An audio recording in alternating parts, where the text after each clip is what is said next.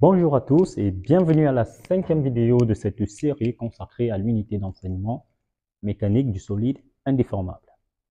Alors aujourd'hui, on va essayer de terminer avec le deuxième chapitre de cette unité d'enseignement portant sur les torseurs. Aujourd'hui, on verra particulièrement beaucoup de notions.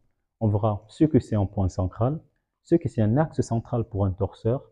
On verra les différentes décompositions qu'on peut faire avec les torseurs en ayant vu au préalable la notion de classification qui regroupe les torseurs particuliers. On verra ensuite les torseurs associés à un ensemble de vecteurs et à une densité de vecteurs. Commençons par un point central. On va considérer un torseur T défini en haut, qui n'est rien d'autre que R et le moment en haut. Donc voilà notre torseur de base. Alors le point central, qu'est-ce que c'est? Un point P sera dit central. Un point P est dit central, donc un point P dont on connaît les coordonnées. Si et seulement si, en P, qu'est-ce qu'on a? Le moment, c'est-à-dire notre champ de vecteurs antisymétriques associé de notre torseur, est collinéaire à R, c'est-à-dire, comment je vais dire, est égal à lambda R. Autrement dit, le moment en P, vectoriel R, est tout simplement égal au vecteur nul. Donc, un point P sera dit central si et seulement si, en ce point-là, le moment est collinéaire à la résultante. Passons maintenant à l'axe central. L'axe central, quant à lui, on va l'appeler, on va le noter delta. Ce sera le lieu géométrique de tous les points centraux. Ça veut dire qu'en fait, c'est le lieu où on retrouve toutes les positions de P associées à un torseur. Parce que P, il peut ne pas être, comment dire, il peut ne pas être unique à cause du fait que lambda, c'est possible qu'il varie selon le point où on se trouve. Donc l'axe central, c'est l'axe qui porte l'ensemble des points centraux. Autrement dit, delta, c'est l'ensemble des points P tels que le moment en P soit collinéaire à la résultante. Alors, comment déterminer notre axe central? Pour le déterminer, c'est simple. Qu'est-ce qu'on va faire? On connaît déjà le fait que le moment P doit être, le moment P vectoriel R doit être égal au vecteur nul. Mais on se rappelle également du fait que, bon, ceci se traduit également par le fait que le moment P est égal à lambda R. Or, le moment P, qu'est-ce qu'il vaut?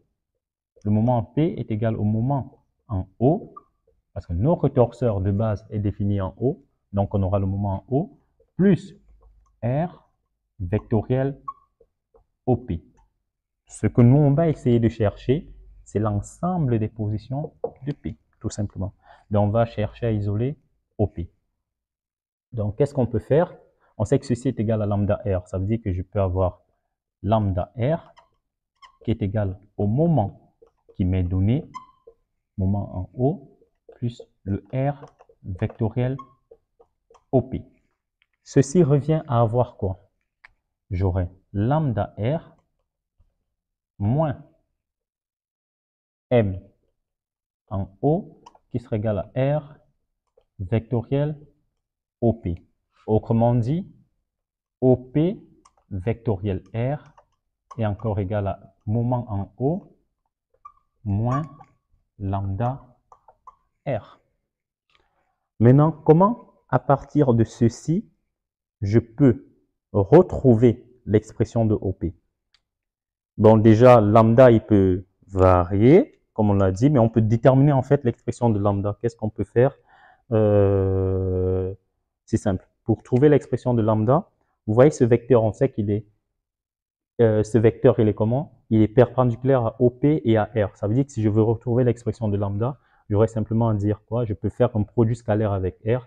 J'aurais juste, bon, je vais le faire rapidement ici. J'aurais R scalaire OP vectoriel R qui sera égal à quoi? à m de O scalaire R moins lambda R scalaire R, c'est-à-dire R carré simplement. Vous voyez que ceci, ça me donne 0 directement, donc ceci est égal à 0. Du coup, j'ai lambda qui sera simplement m de O scalaire R sur R carré, tout simplement. Et bon, ceci, on connaît ce que c'est juste notre invariance scalaire. Donc, c'est juste IS sur R carré. Continuons avec notre expression. Maintenant, qu'est-ce qu'on peut avoir? Ce qu'on essaye de faire avec cette expression, c'est simplement de trouver OP. Maintenant, on se rappelle du double produit vectoriel, une notion qui a été vue au premier chapitre de la mécanique du solide indéformable. On peut composer de part et d'autre par un produit vectoriel où la résultante va intervenir. Pourquoi je le fais? Parce qu'en incluant la résultante et en faisant mon double produit vectoriel, il est possible pour moi de faire sortir du R carré au P. C'est le seul moyen pour moi de pouvoir faire sortir au P. Donc, si je fais R vectoriel ceci, donc OP vectoriel R sera égal à quoi? À R vectoriel M de O moins R vectoriel lambda R. Ceci, automatiquement, c'est du vecteur nul. Et là, qu'est-ce que j'ai? Là, c'est le double produit vectoriel. Je fixe celui-ci. Ça veut dire que j'ai R scalaire R fois OP. Donc, j'ai du R carré. Bon, quand je note ceci, en fait, mon R carré, c'est la norme de R élevé au carré. Donc, je le note juste comme ça pour ne pas alourdir l'expression. J'ai du R carré porté par OP moins, maintenant je fais porter celui-ci, j'aurai du R scalaire OP, c'est-à-dire R scalaire OP porté maintenant par R. Vous voyez que ceci sera simplement égal à R vectoriel M de O. À partir de cette expression, je peux directement avoir OP. Vous voyez que je peux envoyer ceci de l'autre côté et rester avec le fait que OP sera simplement égal à quoi? Lorsque j'envoie ça de l'autre côté, ou bien ceci, j'ai d'abord le R vectoriel M de O que je vais diviser par R carré, déjà, oui, plus un R scalaire OP sur R carré que va multiplier R. Donc, voilà comment on peut retrouver les différentes positions de notre point P.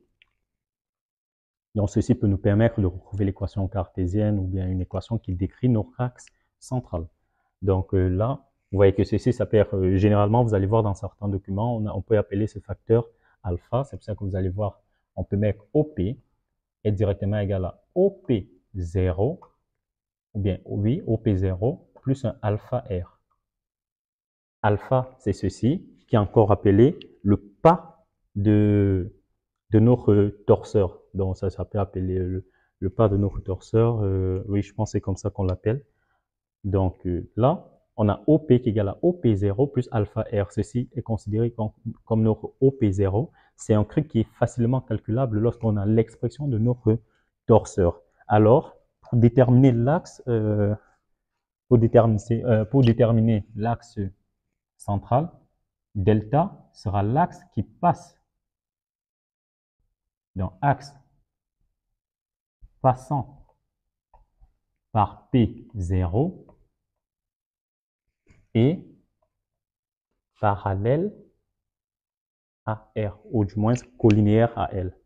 Donc, pour déterminer l'axe central, il vous suffit juste de déterminer P0, que vous pouvez déterminer comme ceci. Vous faites juste le produit vectoriel entre votre résultante, votre moment en haut, vous divisez par la norme du carré, par le carré de la norme de R, et vous avez les coordonnées de P0 une fois que vous l'avez fait.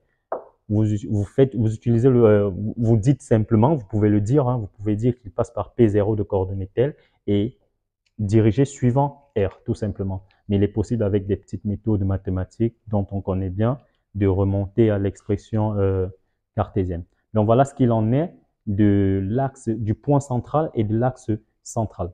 Maintenant, on va voir la classification des différents torseurs. On va voir la classification des différents torseurs avant de voir les différentes décompositions qu'on peut faire pour chaque torseur. Donc, une fois que ceci est cerné, comment classifier les torseurs? Alors, il faut savoir que la classification des torseurs se fait généralement par analyse première de l'invariant scalaire. Donc, vous avez votre invariant scalaire qui est égal à R scalaire M. Bon, ici, on est défini en haut, donc on a ceci. L'invariant scalaire, si l'invariant scalaire déjà est nul, ok, alors on va avoir deux types de torseurs. Des torseurs qui seront dits glisseurs et des torseurs qui seront dits couples. Maintenant, si IS est nul, on peut avoir le cas où R est nul ou les cas où R est différent du vecteur nul, ou bien du moins s'il est non nul. Si R est nul, ceci nous amène à voir soit M en haut est nul également. Donc, excusez-moi, on va se débarrasser de ceci. N'oubliez pas, si vous voulez revoir un truc, vous pouvez juste revenir avec la vidéo et vous servir, quoi. Donc, soit si R est nul et que notre invariant scalaire est nul, on peut avoir le fait que M de haut soit nul. Déjà, ça nous fait directement un torseur qui sera dit nul. Mais si M de haut est différent du vecteur nul, alors on va dire que notre torseur est un torseur qui est comment? Glisseur. Non, pas glisseur, c'est celui-ci. Ok, on va dire qu'il est couple parce que c'est le moment qui est non nul. Donc, notre torseur est nul si la résultante et le moment sont directement nuls, logique. Et si la résultante elle est nulle, mais le moment il est non nul, alors notre torseur est couple. Si jamais la résultante est non nulle et que l'invariant scalaire est nul, alors on a un torseur qui est dit torseur glisseur. Mais il sera également, comment est-ce que je vais dire? On pourrait également parler d'un torseur glisseur dans le cas où on n'est pas obligé d'analyser cela également à partir de l'invariant scalaire. Donc ça, c'est le cas spécifique pour les torseurs glisseurs. Si il existe un point quelconque, genre, je vais l'appeler N, tel que le moment de notre torseur en N soit nul, alors notre torseur est glisseur. Ça veut dire que pour déterminer si un torseur est glisseur, vous pouvez soit calculer l'invariant scalaire s'il est déjà nul, vous regardez votre R, si c'est le cas, s'il est différent du vecteur nul, alors vous concluez qu'il est un torseur glisseur. Mais si vous avez déjà un point de réduction N, par exemple, où vous savez en fait que votre moment en ce point est nul, alors sachez automatiquement qu'il s'agit d'un glisseur. Donc, c'est la particularité de ceci, parce que si le moment N il est nul, vous voyez directement qu'on aura M. Vous savez que M de N est égal à M en O plus R vectoriel OP. Vous voyez que si le moment, R vectoriel ON, vous voyez que si le moment N il est nul, ceci s'en va, on va rester uniquement avec ceci. Donc, je vais rester avec du ON vectoriel R qui est égal à M de 0. Voilà. Donc, c'est exactement ceci. On reste avec ça et vous faites exactement comme ce qu'on a eu à faire pour déterminer l'équation de l'axe central pour avoir les coordonnées de N. Donc, vous pouvez passer par là et une fois que vous avez N, vous pouvez revenir vérifier en calculant le moment N. S'il est bien nul, alors votre torseur est un torseur glisseur. Donc, rappelez-vous, vous cherchez l'invariant scalaire Si la résultante est nulle, soit le torseur est nul, soit le torseur est couple. Il est couple si et seulement si le moment, lui, il est différent du vecteur nul. Mais si l'invariance scalaire est nulle et que la résultante est déjà différente du vecteur nul, alors le torseur est dit glisseur. Maintenant, on va passer à la décomposition canonique et la décomposition centrale. Alors, sachez que pour les décompositions,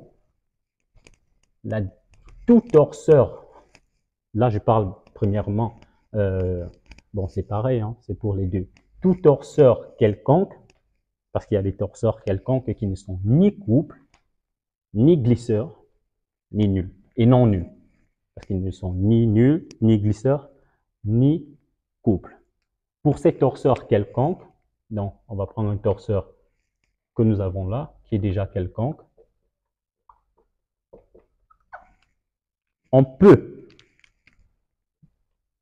décomposer ce torseur comme, bon, en un point de réduction toujours haut, comme étant un torseur couple en haut plus un torseur glisseur toujours. Donc, tout torseur quelconque peut se décomposer comme la somme d'un torseur couple et d'un torseur glisseur. Maintenant, là, vous voyez que le torseur couple, qu'est-ce qu'on a dit? On a dit ici que pour un torseur couple, la résultante, elle est nulle. Ça veut dire que je peux déjà mettre ceci et mettre directement mon champ de moment là.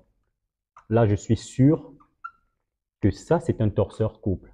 Plus, maintenant, vu que j'ai déjà mis le vecteur nul là, je peux mettre R ici et mettre là. Je suis automatiquement sûr que l'invariance scalaire sera nulle parce que R scalaire 0, le vecteur nul, c'est nul. Et R est différent du vecteur nul parce que j'ai dit que c'est un torseur quelconque. Ça veut dire que là, j'ai vraiment un torseur glisseur. Là, j'ai un torseur couple. Donc, voilà une décomposition. Et c'est cette décomposition-ci qui est dite canonique. Donc là, j'ai une décomposition canonique de mon torseur. Maintenant, si je veux décomposer mon torseur de façon centrale, là, il va falloir que je définisse ce qu'on appelle invariant vectoriel. On l'a déjà fait dans la vidéo précédente. Donc, je vais partir du concept de l'invariant vectoriel. Pour rappel, on avait dit que c'était IS sur R carré porté par R.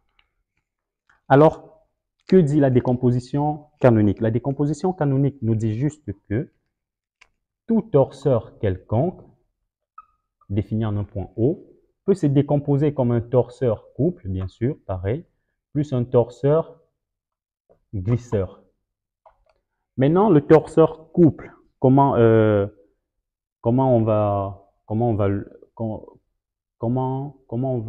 le noter?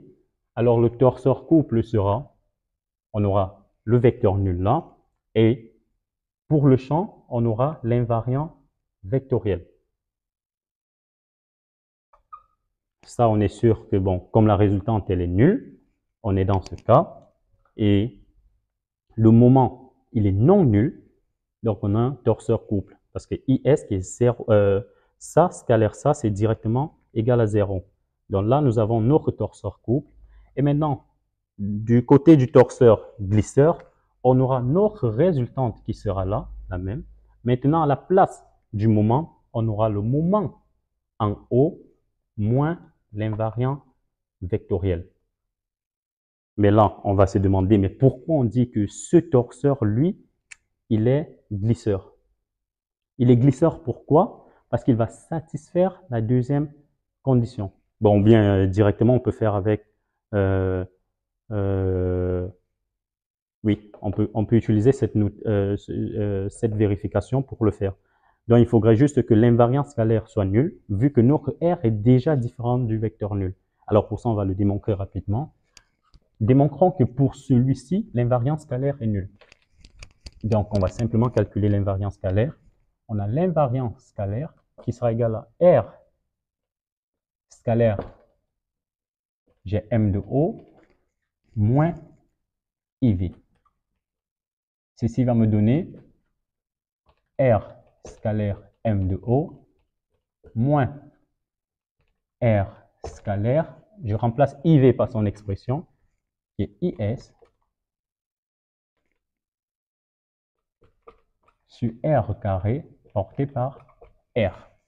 Je me rends compte qu'en fait, R scalaire M de O, c'est quoi? C'est IS. Et là, j'aurai du R scalaire R qui me donne du R carré qui va se simplifier avec ceci. Donc, je vais rester avec IS moins IS qui est bien sûr égal à 0. Vous voyez que notre invariance scalaire pour celui-ci est nulle. Donc, on est déjà dans ce cas. Et maintenant, la résultante, vu qu'elle est non nulle, alors on aura un torseur glisseur. Donc là, vous avez bien votre torseur couple et votre torseur glisseur. Cette décomposition de notre torseur au point O, c'est elle qui est appelée décomposition centrale. OK.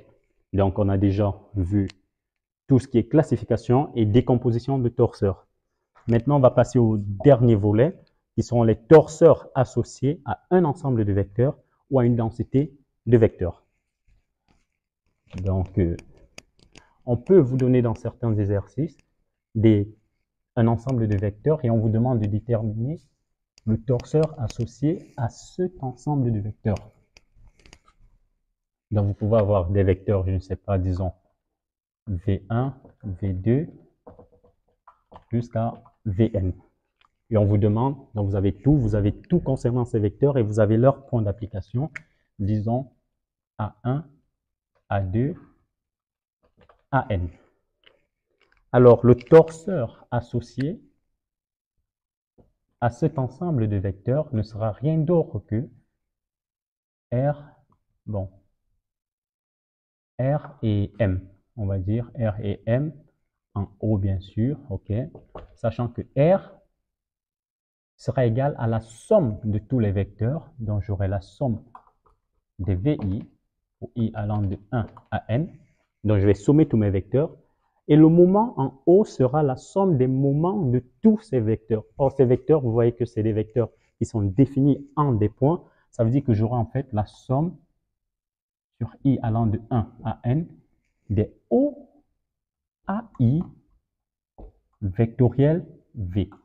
C'est comme si en fait je calculais le moment d'un vecteur lié. Donc j'ai O à I vectoriel V, tout simplement. Bon, je vais dire VI. Donc c'est en fait, c'est comme ça qu'on retrouve l'expression du torseur associé à un ensemble de vecteurs. Donc cet ensemble est là. On prend maintenant le deuxième cas, c'est une densité de vecteurs. Donc ça va souvent arriver par exemple en résistance des matériaux ou bien même en géométrie des masses lorsqu'on aura étudié la cinématique, ça peut arriver qu'on ait des trucs un peu similaires. Donc vous pouvez avoir sur une structure une densité de force qui est appliquée, je ne sais pas, peu importe. Donc ça peut être du dF. Maintenant on va vous demander par exemple de déterminer le torseur associé à ceci. Donc voilà votre structure qui est là par exemple. Vous avez votre élément de force qui agit en ce point et dont l'expression vous permet de déterminer exactement de qui il s'agit en n'importe quel point de la structure. On peut vous demander de déterminer le torseur en haut. Disons par exemple là, je suis en haut. Déterminer le torseur en haut des actions qui s'exercent sur cette structure. Donc on s'en fout des appuis, on va dire qu'il y a des appuis là et là, et ainsi de suite. Alors, le torseur en eau sera également une résultante et un moment résultant. Maintenant, la résultante sera également, vous allez voir, c'est très similaire à ceci. Pourquoi? Parce que l'élément, la densité de vecteurs que nous avons là, moi j'ai mis F pour que ce soit plus perceptible avec l'exemple que j'ai pris, une force, un vecteur. Donc là, nous avons une sommation discrète des vecteurs. Or, pour une densité, on aura à faire une sommation continue. Ça veut dire que notre R, au lieu d'être une somme sigma, on va intégrer dans notre domaine. Or, si c'est un domaine massique, alors on va directement intégrer dans notre domaine le dF, tout simplement. Et ça peut arriver que c'est directement, oui, en intégrant ceci, on peut retrouver notre expression de la résultante. Maintenant, pour le moment résultant ne sera rien d'autre que l'intégrale de l'élément de moment, c'est-à-dire l'intégrale d'une sommation continue dans notre domaine de l'élément de moment. Ceci va nous faire, c'est toujours par rapport à O, hein. Donc, ceci va nous faire une sommation sur notre domaine de quoi? De O à vectoriel DF. Donc, voilà comment on retrouve les expressions du torseur, des éléments de notre torseur associés à une densité de vecteurs. Donc, vous avez votre densité de vecteurs qui est là. Et à partir de ceci, vous pouvez avoir la résultante qui n'est rien d'autre que la sommation continue des densités de vecteurs et votre moment résultant qui n'est rien d'autre que votre votre sommation continue des éléments de moment à partir de votre point de réduction qui ici est O. Donc, ça, c'est ce qui peut souvent arriver dans certains exercices. On en fera plein, ne vous en faites pas. Donc, tout ceci sera appliqué. Ça, c'est juste pour que vous ayez des notions essentielles sur le concept de torseur. Bon, je pense que de là, je ne sais pas s'il y a un truc qu'on a pu omettre, mais je pense qu'on a tout vu à propos des torseurs et du calcul vectoriel. Donc, pour les vidéos qui suivront, on va passer aux exercices. On va passer aux exercices et vraiment beaucoup appliquer pour que vous voyez toutes les manipulations qu'on peut faire avec les torseurs. Vraiment, c'est très facile. On va le faire rapidement pour les deux premiers chapitres pour le calcul vectoriel et les torseurs. Si vous êtes nouveau sur la chaîne, n'hésitez pas à vous abonner, à partager si le contenu peut plaire à une personne autour de vous. Vous partagez la chaîne, partagez le lien de la chaîne. C'est un plaisir pour nous de répondre à toutes vos préoccupations en commentaire, donc n'hésitez pas à le faire. Sur ce, bah, je vous dis portez-vous bien et à la prochaine. C'était Martin Rémy. Au revoir.